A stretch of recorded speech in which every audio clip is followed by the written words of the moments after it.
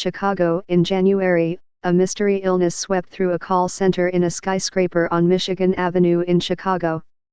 Close to 30 people in one department alone had symptoms: dry, deep coughs and fevers they could not shake.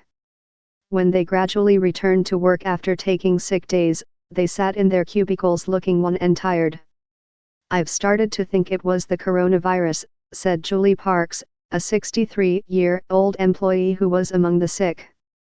"I may have had it, but I can't be sure. It's limbo."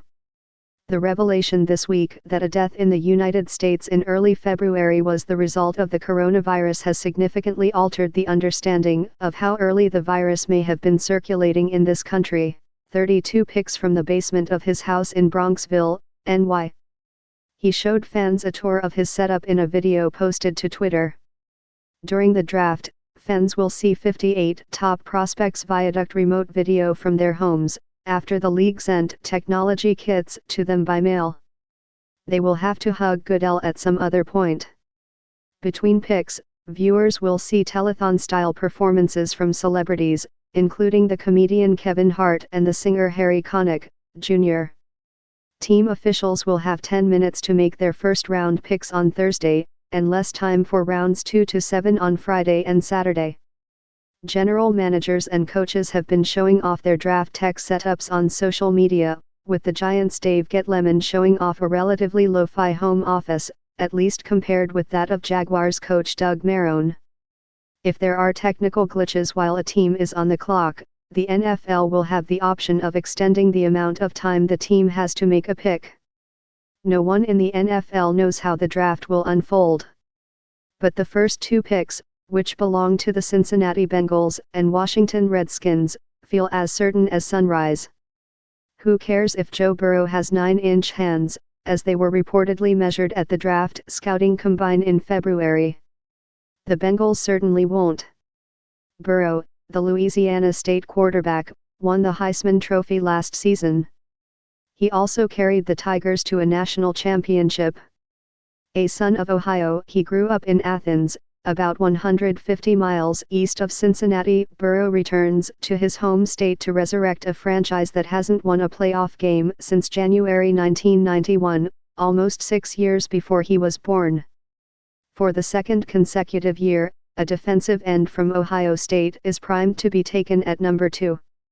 It's hard to fathom, given how well Nick Bosa played as a rookie for the 4.9 ERS, but Chase Young, who is likely bound for Washington, might wind up being better. Young had 16 sacks last season, a single-season record for the Buckeyes. Across his 2 seasons at Ohio State, he had 27 total sacks and 35 tackles for loss. As Washington rebuilds under a new coaching staff led by Ron Rivera, it can't afford to waste its draft picks. It won't with Young. This draft is loaded with intrigue, but where Alabama quarterback Tua Tagovailoa gets picked Thursday night and by whom is the most fascinating storyline. Once the presumptive number 1 overall pick, Tagovailoa sustained a season-ending hip injury in November that shrouded his future. His talent is unquestioned. But teams must consider both his present health and his history of injuries, a task complicated by the travel restrictions wrought by the pandemic, which prevents teams from evaluating him themselves. Oregon's Justin Herbert is expected to tempt the Miami Dolphins and Los Angeles Chargers, who pick 5th and 6th and each need a passer. Herbert stands 6'6", 237 pounds and is only the second Ducks quarterback to throw for over 10,000 yards and score more than 100 touchdowns. Marcus Mariota is the other, stats he put up without elite receivers. One of the biggest variables in every draft is the trade deals that teams make to pick earlier or stockpile selections for later. In the past 20 years, the draft has featured an average of 13 trades in the first round. With facilities closed to most personnel and all travel banned, coaches and scouts have had fewer in-person interviews with prospects than in other years. The lack of information about players from smaller schools may make known quantities free agents as well as college players who appeared in a lot of televised games more valuable, leading teams to make more trades than in a typical year.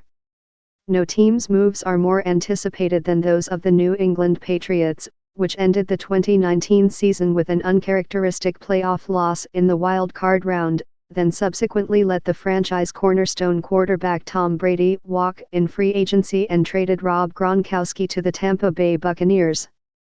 With Jarrett Stidham, who has 4 career pass attempts, with 1 interception, and Brian Hoyer, a 34-year-old journeyman who has lost 12 of his last 13 starts, on the roster, New England seems poised to draft a quarterback at some point.